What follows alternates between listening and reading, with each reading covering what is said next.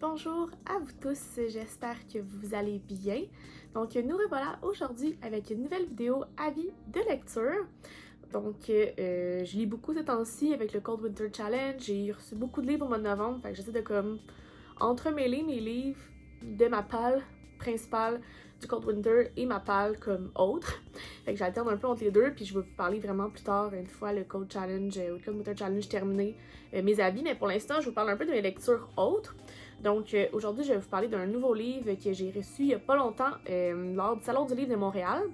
Donc si jamais ce type de vidéo-là vous intéresse, je vous invite à regarder la vidéo, vous abonner à ma chaîne si ce n'est pas encore fait, me dire en commentaire si ce livre-là vous intéresse ou si vous l'avez lu, puis c'est quoi votre avis. Et sinon, arrêtons le blabla et commençons la vidéo.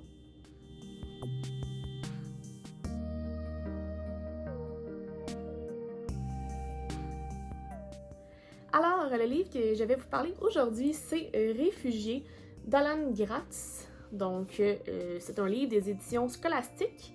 Donc, c'est ça, en fait, quand je suis allée au Salon du livre, j'avais été invitée par les éditions Scholastiques pour prendre un petit 5 à 7. Puis, dans le fond, sur place, on m'a dit tu peux sélectionner 2 livres. Et j'ai sélectionné celui-là ici, qui est comme un roman pour enfants, genre 14-17 ans. Puis, un autre petit livre pour plus jeunes enfants. Puis, honnêtement, comme la couverture m'a beaucoup parlé. Déjà en partant réfugié en rouge comme ça, tu sais, le rouge, c'est une couleur quand même forte. Et de voir un petit garçon dans une barque, tout ça, ça a beaucoup piqué ma curiosité. Donc, en fait, ce que je vais vous dire aujourd'hui, c'est dans le fond, un petit résumé de l'histoire et mon avis, bien sûr, sur le livre. Donc, en fait, dans Réfugié, comment c'est fait? C'est qu'à l'intérieur, c'est comme un journal de bord, si je pourrais dire. Donc, c'est comme des petites histoires, puis chaque fois on a comme le nom de la personne, dans le fond de l'histoire, où est-ce qu'il est rendu et l'année. Donc en fait, c'est 3 histoires qui décrivent 3 façons différentes d'avoir vécu l'exil, donc d'être des réfugiés et de voir se commettre à des gens qui nous disent d'aller ailleurs, de quitter notre pays, quitter notre maison, de laisser tout derrière soi, sans savoir si un jour on va pouvoir y retourner, puis si on va être accepté dans notre pays. Donc, en fait, la première histoire, c'est la famille de Joseph, qui, dans le fond, sont en Allemagne. Donc, c'est la famille Landau, qui est une petite famille de comme 4 personnes, soit Joseph, sa mère, son père et sa petite sœur. C'est ça, oui, sa petite sœur, que je me souviens plus de son nom. Puis, un jour, il y a la fameuse nuit de cristal, où des dizaines de milliers d'hommes ont été arrêtés et envoyés dans des camps de concentration, dont le père de Joseph. À ce moment-là, ils ont comme compris qu'il fallait absolument qu'ils quittent et ils ne pouvaient pas rester en Allemagne. Donc, ils décident de prendre un bateau, un très gros bateau de croisière qu'ils appellent dans ce livre le Saint-Louis, si je ne me trompe pas. Donc, ils doivent faire beaucoup de chemin pour se rendre à la gare de bateau. Dans le fond, on n'appelle pas ça une gare de bateau, mais au bateau en soi. Donc, il faut qu'ils se rendent là-bas pour prendre c'est genre un énorme bateau. Puis, ça, c'est comme... Ils finissent par retrouver son père, en fait, qui sort du camp de concentration, puis ils se disent, là, il faut qu'on quitte. Donc, ils vont chercher son père, puis ils se rendent compte que son père, il est complètement plus pareil, là. Après avoir passé dans un camp de concentration, c'est comme ça fait aucun sens. Comme, voyons. Puis, dans leur pays, ils étaient considérés comme des juifs, puis ils étaient vraiment très étiquetés juifs. Puis, ils se rendent compte que, comme, quand ils se rendent au bateau, ils croisent plein d'autres familles, puis comme, mais voyons, pourquoi, tu sais, ils ont toutes l'air comme nous, les familles, là, pourquoi nous, on est étiquetés juifs, puis à la seconde où est-ce qu'on dit quelque chose de pas correct, ou on fait quelque chose qui ne les convient pas, on se fait tabasser, on se fait, tu sais, ils comprennent pas trop. Et là, c'est ça, ils se rendent en bateau pour quitter, pour se rendre, ils vont où? Ils se sont supposés en fait quitter pour Cuba, c'est ça, parce que ils se disent que là-bas, au moins, ils vont être en sécurité et tout ça. Fait que là, ils prennent un gros bateau où est-ce que là, ils sont tellement bien servis, c'est beau, c'est grand. Puis comme c'est tellement la belle vie qu'ils n'ont jamais eue. Et son père, lui, il est complètement stické, là, il pète des câbles. Il dit, ah, c'est ça, c'est un manigance, ils veulent pas, blablabla. Pour finalement se rendre à Cuba. Et il arrive plein d'affaires dans ce trajet-là, là, on s'entend. Puis son père pète un câble, il saute en bas du bateau, ça va pas du tout. Finalement, ils se rendent compte que Cuba ne veulent pas accepter ce bateau-là. Ils sont obligés de requitter. Et là, tout ce qu'ils ont peur, eux autres, c'est de devoir retourner en Allemagne. Et là, ils leur disent, ben écoute, on va aller aux États-Unis voir si la Floride peut vous accepter. Ils se rendent là-bas, finalement, la Floride dit non, malheureusement, on peut pas accepter des réfugiés. Et là, tout le monde panique, tout le monde, ça va pas du tout. Pour finalement retourner, dans le fond, en Europe. Et là, Ils sont comme, on peut pas retourner en Angleterre, en Allemagne, parce que si on retourne en Allemagne, on s'en va dans les camps de concentration, on veut pas ça. Et finalement, ils se rendent compte en cours de route que la Grande-Bretagne, dans le fond, l'Angleterre, la Belgique, la France et les Pays-Bas décident d'accepter des réfugiés, donc ils décident de débarquer des gens en cours de route comme ça. Donc la famille de Joseph, dans le fond, eux, ils sont repartis en bateau, mais ils ont laissé leur père là-bas parce que quand le père a sauté en bas du bateau, ils ont dû l'amener à l'hôpital à Cuba et ils n'ont pas voulu laisser la famille descendre, fait qu'ils l'ont laissé là-bas. On n'a jamais eu de nouvelles de savoir ce qui s'était passé, mais la famille, eux, ont été en France, en fait. Ça a été là leur endroit d'exil pendant un certain temps, jusqu'à temps qu'il y a eu une autre guerre qui a fait en sorte que malheureusement ils sont décédés. Mais ça a été tout un trajet. Là. Eux sont partis d'Allemagne, Cuba, pour partir après ça aux États-Unis et revenir en Europe. T'sais, dans le fond, c'était à côté. Là. Ils sont partis d'Allemagne pour venir en France, mais ils ont fait tout ça. Vraiment beaucoup de tourments, etc. Puis dans le fond, en fait, ce qui s'est passé, c'est qu'il est rendu en France quand il y a eu une guerre. Le soldat a dit à la mère, « T'as le choix de sauver un enfant, c'est qui tu veux sauver? » Et finalement, Joseph, le petit gars, s'est dit « Garde, c'est correct, moi je vais dans un camp de concentration. » Et dans le fond, c'est la petite fille qui, on va revoir plus tard dans l'histoire, dans une autre histoire, des trois autres, dans le fond, des deux autres personnes de cette histoire-là. Mais sa mère et Joseph sont partis dans un camp, malheureusement sont morts, et la fille, la petite fille, elle a survécu à toute cette affaire-là et va rencontrer un autre réfugié plus tard, soit dans une autre histoire. Donc, pour vrai, cette première histoire était très touchante et troublante parce que tu te dis aïe, ils ont dû laisser leur père à Cuba sans savoir comme qu'est-ce qui allait se passer pour eux. Puis tu sais, ils étaient pognés comme quelques jours sur le bateau. Là, quand ils étaient supposés descendre à Cuba, puis ils ont dit ok, on est arrivé, là, on voit Cuba, pourquoi on peut pas y aller? Puis ils disaient demain. Sans savoir si demain ça allait vraiment arriver, tu sais. Fait que bref, ça c'était vraiment angoissant comme histoire. La deuxième histoire, c'est l'histoire de Isabelle et sa famille. En fait, eux, c'est des Cubains. Cette histoire-là, c'est dans les années 90-95.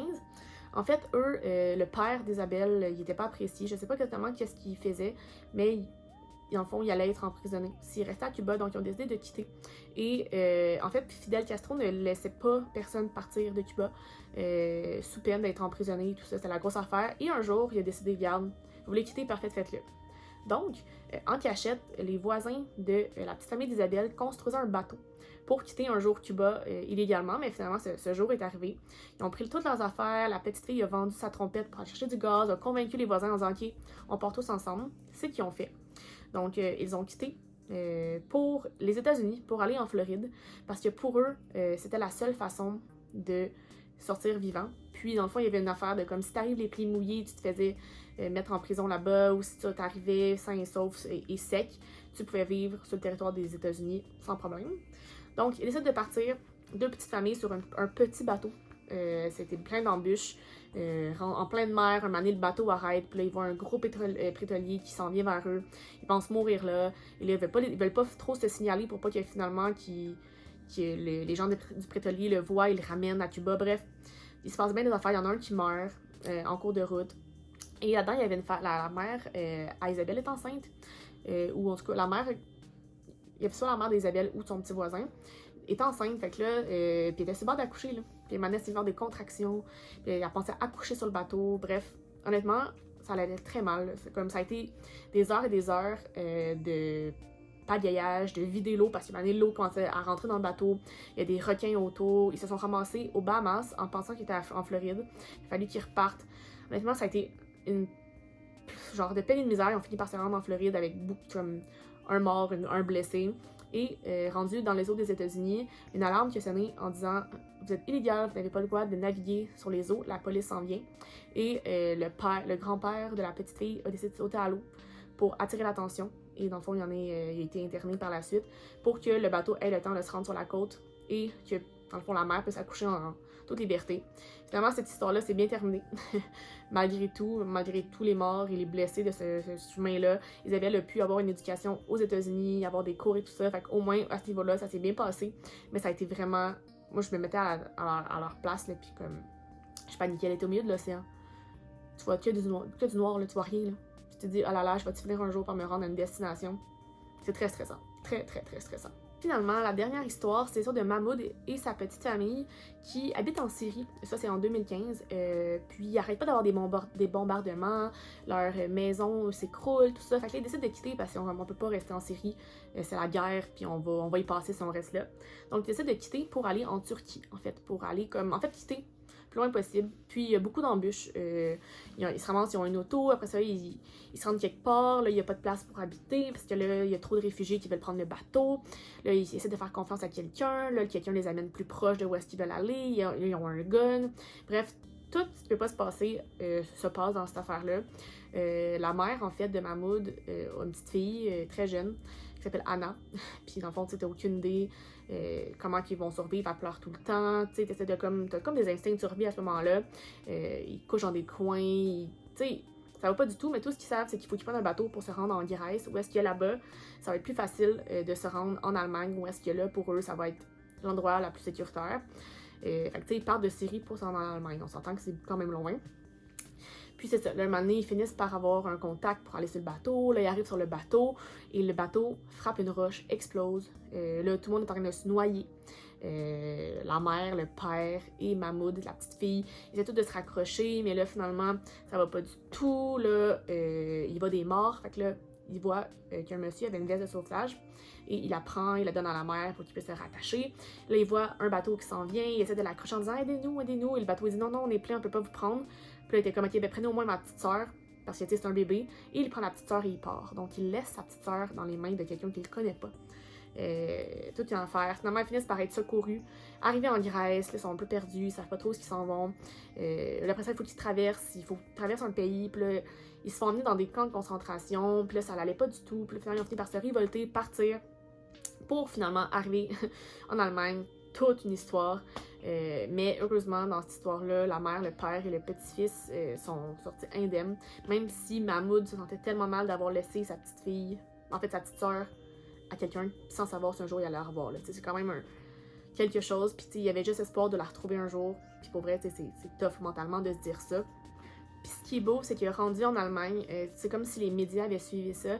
Puis quand les réfugiés sont arrivés, ils ont été accueillis à bras ouverts avec nourriture, comme alcool, quasiment, festivités. Et ils ont eu des logements, des vêtements. Ça a été super beau pour eux. Puis en fait, Mahmoud rencontre sur sa route une petite fille.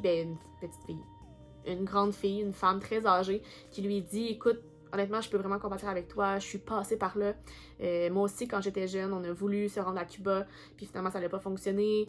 Et en fait, on a laissé mon père là, on est reparti, et rendu en France, ils ont demandé à ma famille de choisir entre moi et mon frère. Et mon frère a décidé de se laisser, et me laisser la place dans le fond. Et c'est ça qui fait en sorte qu'aujourd'hui, je suis encore vivante. Et il parle de Joseph, donc la première histoire. Donc, en fait, c'est ça, la sœur de Joseph a rencontré Mahmoud. Fait que c'est comme une histoire qui tourne et qui revient à la boucle. Fait que c'est tellement beau. C'est tellement choc pour vrai. Comme, quand on vit dans un pays, comme mettons nous au Canada, on a zéro conscience de ça. T'sais, on a beau voir ce qui sort dans les médias et tout ça. C'est des livres comme ça qui nous font réaliser à quel point c'est quelque chose, parce que ces livres-là sont basés sur des histoires vraies. Donc, pour vrai, ça m'a choquée. J'étais comme, waouh! C'est là que tu prends conscience que nous, on est vraiment bien et on n'a rien à chialer. Hein. Fait que, pour vrai, ce roman-là, pour vrai, c'est un roman pour 13, 14, 17 ans, là, mais j'ai trippé, j'en ai 24. Fait que, je sais pas si c'est moi qui n'ai pas le bon public cible, ou moi qui ne fais pas dans le bon public cible ou quoi que ce soit, mais j'ai adoré ce livre-là. C'était choquant, c'était bon. Pour vrai, je donne vraiment un bon 5 sur 5. Et voilà ce qui conclut mon avis de lecture sur Réfugiés d'Alan Gratz. Honnêtement, j'ai lu comme plusieurs romans très chocs back-à-back, fait que je suis quand même comme j'ai hâte d'avoir un petit roman léger, comme on dit, parce que c'est le fun d'avoir des romans lourds, mais en même temps, comme ça joue là. Fait que si cette vidéo-là vous a plu, je vous invite à faire un pouce en l'air, me le dire en commentaire et vous abonner à ma chaîne et mes différents réseaux sociaux si ce n'est pas encore fait. Les liens vont dans la barre d'informations. Et sinon, je vous souhaite une excellente journée et une très belle lecture. On se revoit bientôt. Bye bye!